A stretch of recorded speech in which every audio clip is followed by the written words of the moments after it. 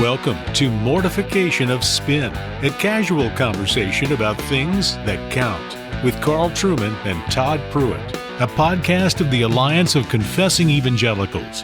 Let's join this week's conversation.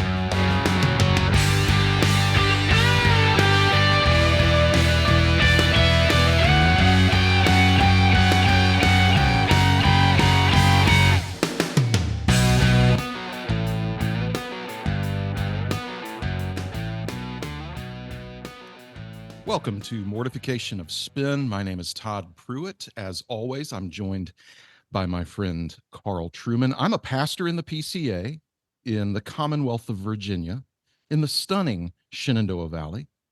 Carl lives. Are you somewhere in Pittsburgh or More or less upper Appalachia? Oh, okay, yeah, that's what I thought. Stunning upper Appalachia.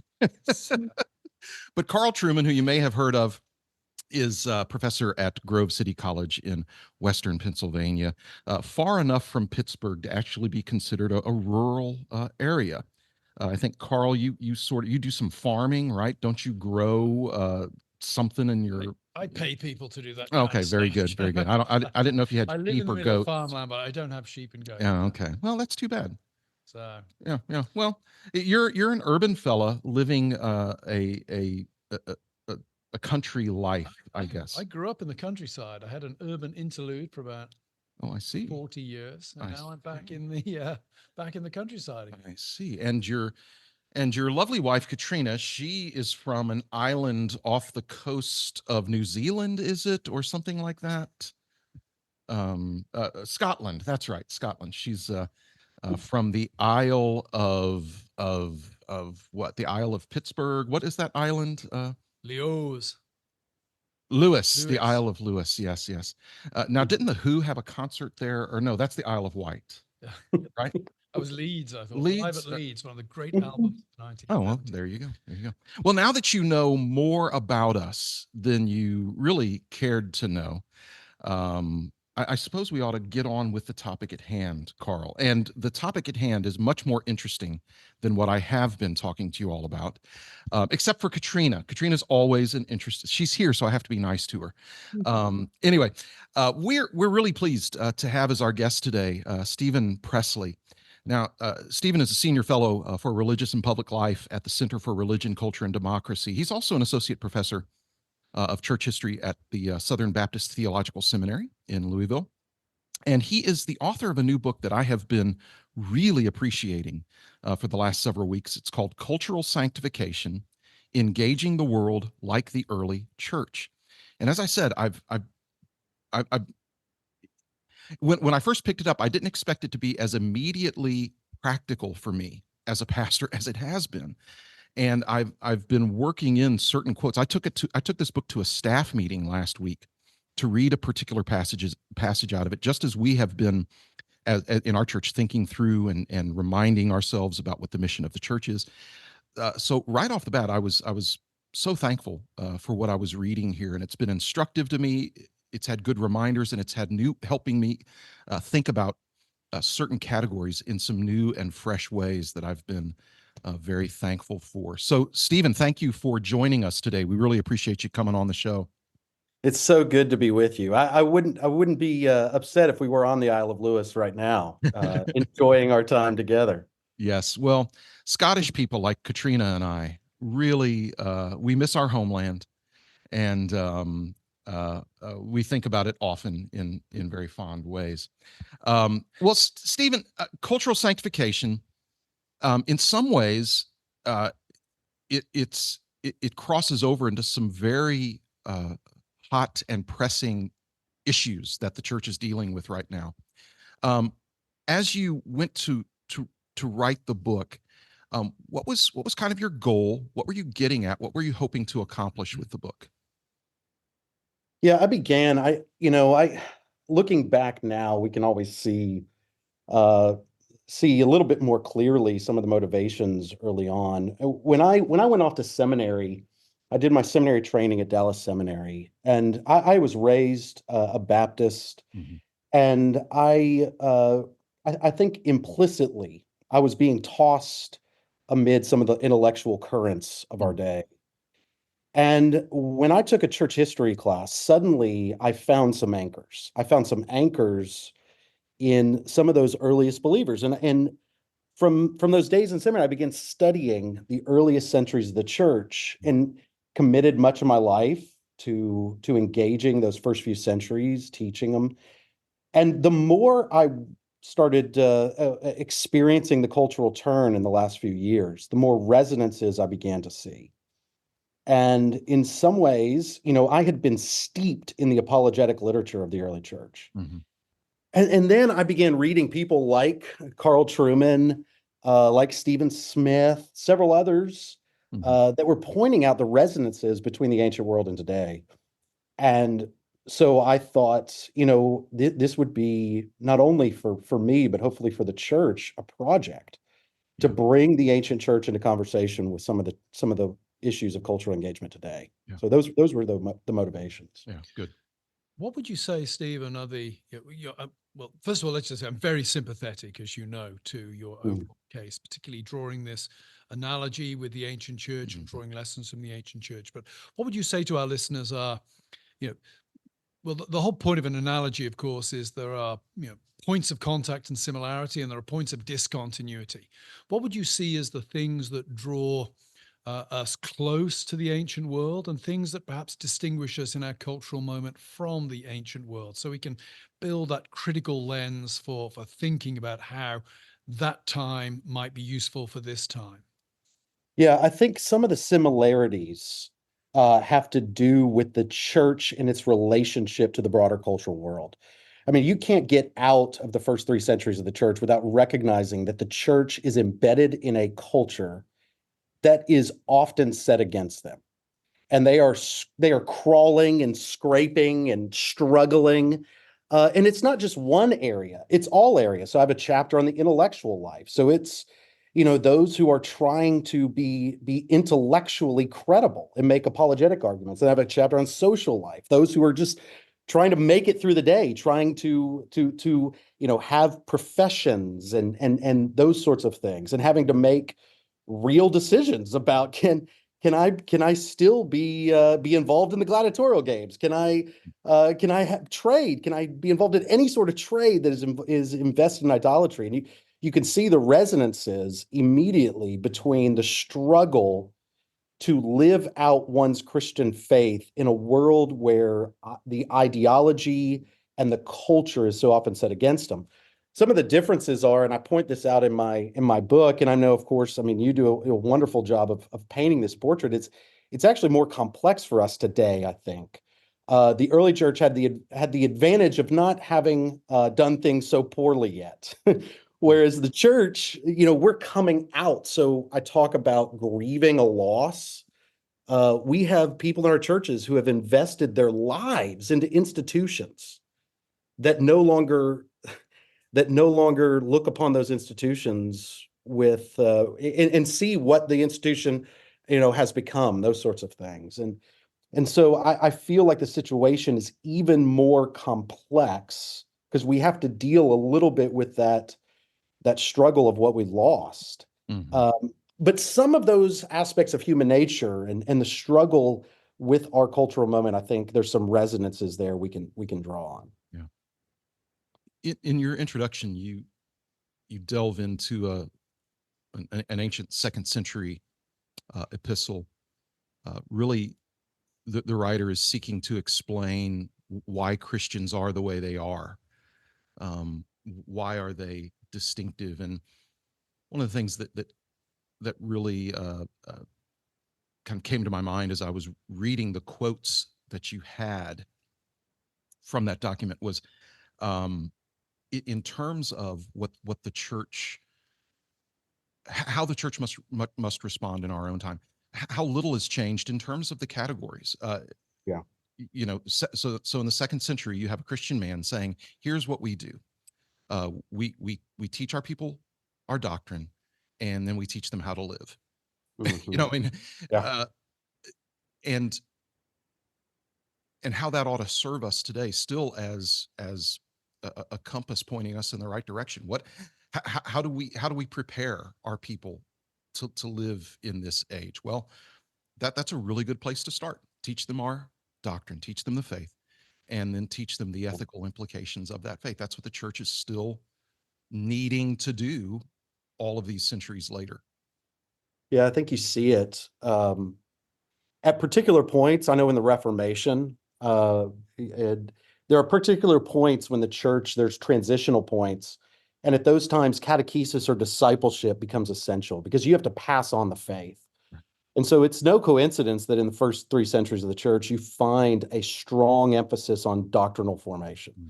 I mean, if people don't know how, if they don't understand what the basic Christian beliefs are, how can we expect them to live Christianly in their job and make, I have a whole chapter on discernment, right? Making discerning and wise choices. And I use improvisation and that's right now kind of the best image. I've really struggled with that, but I recognize that people today are inundated with a whole host of moral choices they have to make every single day when they walk out their door. Yeah. And those choices are changing rapidly as their jobs are changing, as their profession or as their companies are changing, and there's really that challenge. How can we expect people to be discerning or to and I know for me, I mean, I'm talking to myself as well. Growing up, I recognized once I got to seminary how vital some of the doctrinal and some of the theological courses I had were so helpful for helping me make wise choices as I conduct my life. Yeah. And yeah, go ahead. I was thinking, you deal with the second century. Second century was such a hugely important moment for the formation of the church, the survival of the church at that time, and I'm struck by the fact that the accusations hurled against the Christians in those days, like they're atheists, they're haters of humanity, et cetera, how similar that is now to what our culture despisers call us today. Yeah. We oppose the Christians because they are fundamentally bad human beings. They're bad citizens. They're bad human beings, and that's what we're, eerily, that's what we're hearing again now, in 21st century, the Western world of the 20th century. We don't just disagree with you and your understanding of truth or that issue. You're a bad person that needs to be put out of our sight. That's not what was being said for the most part about Christians when I was in high school. Yeah. But it very much is today. A fun exercise is to read through Celsus's, one of the earliest Christian critiques that we have. Or I always, sometimes in classes, I'll assign Robert Wilkins' Christians as the Romans Saw Them, which was helpful. It's a great book. And you read through Celsus, and the reason we have Celsus is because Origen wrote an 8-volume work against him because his work was so influential. And you read Celsus and you're like, yeah, they haven't come up with any new arguments. It's the same, his criticisms of Christianity are very similar to what you might hear today in any number of vantage points. Doctrinal things about the foolishness of the resurrection and those sorts of, the Bible's not accurate, but then also, they're immoral people. They're deceptive. Right. And he even harbors specific criticisms for pastors or Christian leaders, bishops, those who should know better, but but instead they're leading people in kind of this immoral way. I mean, one thing Celsus says that I draw it in the book is, Celsus puts all his faith, his hope, his trust in the Greek mind. As he says, anything true comes by way of the Greek mind. So are you really ready to do that today? Are you ready to put all your faith, your hope, your trust in the Greek mind? Or are you going to look for prophets and apostles that might guide you in a better way? And it's a reminder of the lasting value of the words we have from Jesus and the apostles in terms of how do we respond when people revile you? Those words were spoken and written to people who that was a very much a reality for them. They were being reviled there, and in some cases, their ability to make a living was being taken from them because they were bad people. They were bad citizens, and it just highlights once again the costliness of what the apostolic instructions were in terms of Yeah. how we respond, and we're having now to revisit those very same things again. Yeah. And one thing that he brings out is the consistency between the Christian doctrine and the Christian's moral conduct. That's one of their key arguments. Right. And that's the response to Celsus and others. It's like, if you want to see what authentic human flourishing is, go look at the Christians. Right. We're your best citizens. And if you want to see what foolishness looks like, go look at the lives of the philosophers. Mhm. They may talk a good game, but their lives are not commensurate with their Yeah. with their doctrine. And that's a challenge for us today, I think, as well. Absolutely. Yeah, one of the central chapters of the book, Stephen, is the one on citizenship, Mm. which in some ways I think is perhaps touching on one of the more pressing issues of this particular moment, particularly as a time in America when we're in an election year. The rhetoric surrounding the election.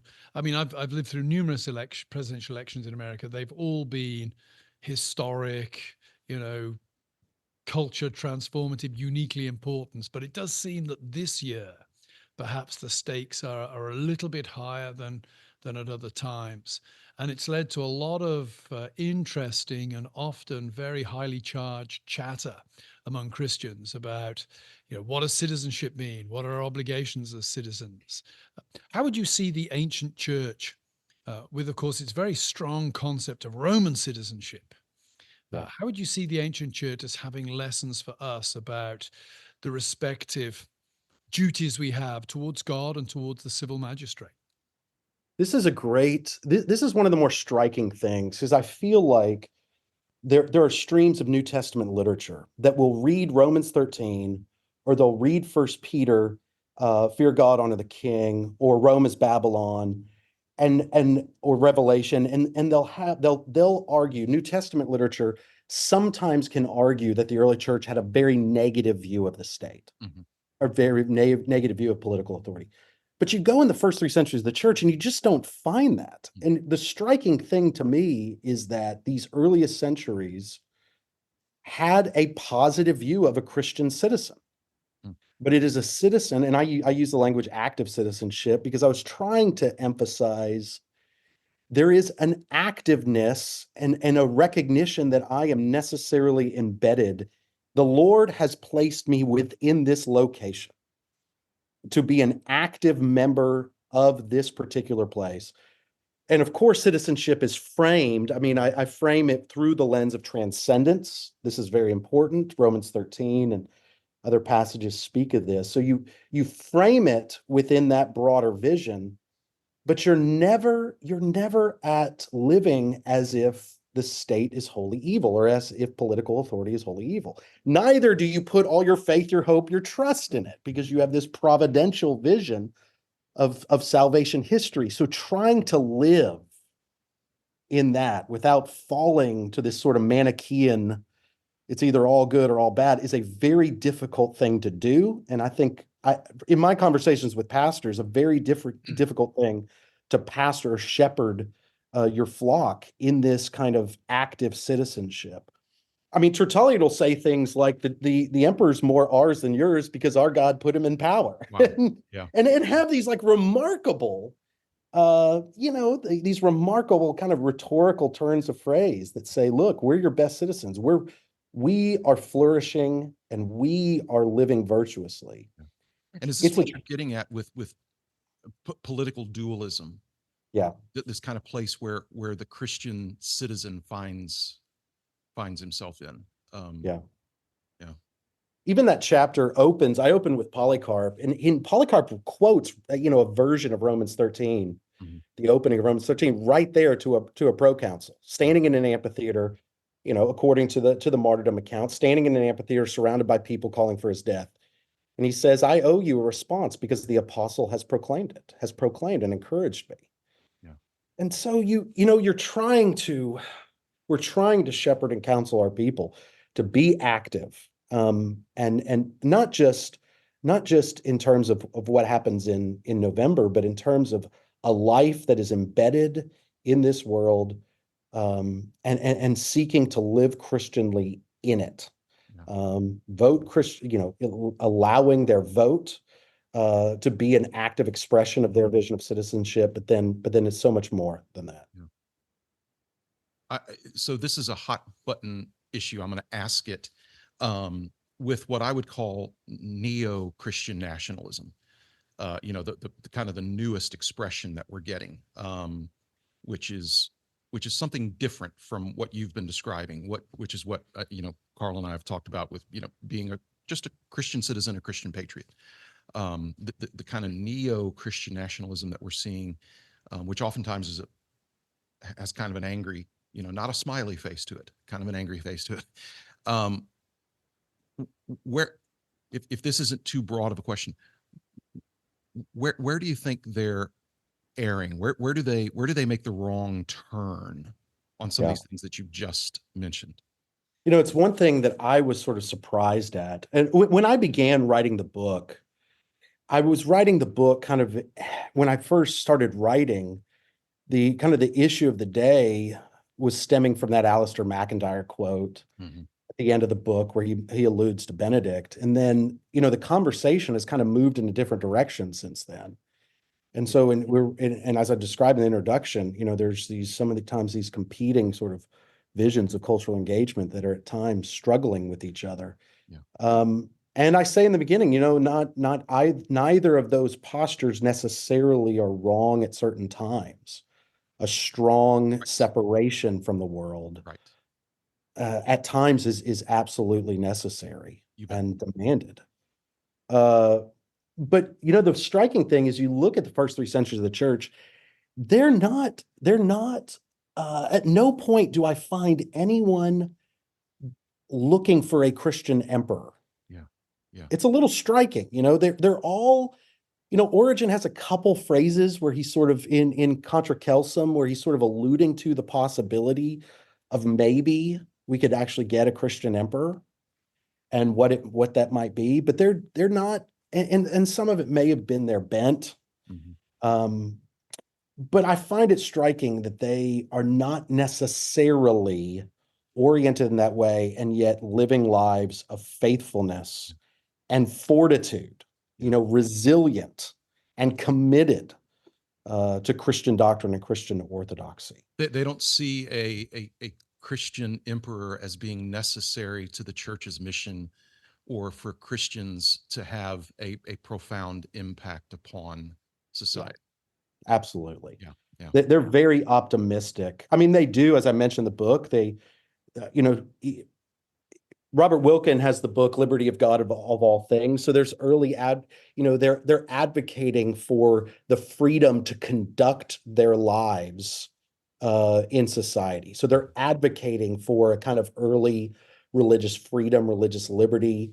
And so there are those comments, but I think, if you think about just a tiny marginalized sect, and even the epistle you mentioned, the church, what the soul is to the body, Christians are to the world. Yeah.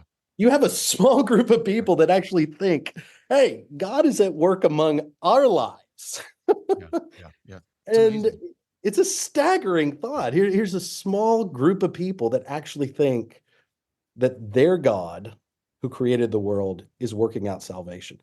So, I know we have a long history now of conversations about the relationship between church and political authorities. And there's a lot of water that has kind of flowed under the bridge, but it's something worth thinking about that in some of those earliest centuries, they did not see our problems. They did not see the solution to every problem as making sure we have a Christian in a political position of authority. Right. Yeah. Sound like a bunch of terrible Anabaptists. Yes. Do you not care? Do you not care, sir? The funniest is, I think in that chapter on they were skeptical at times about what a political authority might do to their group. But, sure.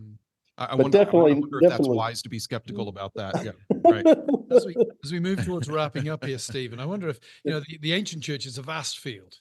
I wonder if for our listeners you could recommend maybe 3 ancient Christian texts that would be helpful in getting the sort of the intellectual juices flowing around how 2nd, 3rd century Christians thought about the Roman Empire and their place within it? Just 2 or 3.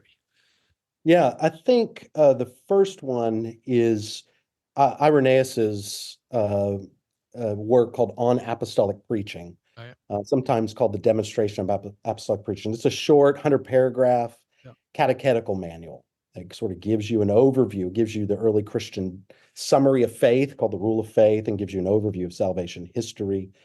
That would be one. I think reading Tertullian's Apology really gets you into kind of the mode of thinking, reading through. You see those early apologetic arguments. And I think I already mentioned it, reading Celsus's, there's a compilation that has kind of Celsus's a true word or true doctrine, sometimes it's translated, that really gives you a sense of what the pagans were thinking about the Christians. I think those 3 texts really will get you in. A fourth is that Epistle of Diognetus that I mentioned in the introduction to my book. Yeah, it's really. And I should emphasize again, Robert Wilkins, The Christians as the Romans saw. Yeah, that's a wonderful. It's everything Robert Wilkins writes is very scholarly. He's a scholar, but he also writes very well. It's not a book that the first 1,000 years non-scholar will not read with tremendous profit. So recommend Robert Wilkins' wonderful book there. Well, it's been a great pleasure to have you on the show, Stephen. I want to commend your work to our audience, particularly this book, Cultural Sanctification, Engaging the World Like the Early Church, which has come out recently from Erdman's. Anybody listening who would like a chance to win a free copy, please go to our website, mortificationofspin.org, where you get a chance to enter for a draw to win a free copy of Stephen's book. If you are not fortunate enough to win, please buy a copy. This is a book that I think you will both enjoy and profit from tremendously. And while you're visiting our website, we are a donor-supported podcast. If you would like to make a donation to the Alliance of Confessing Evangelicals, please do, and we will be extremely grateful for that. In the meantime, all that's left for me to do is to thank Stephen Presley for being our guest, to thank you, our audience, for listening, and say we look forward to being with you next time.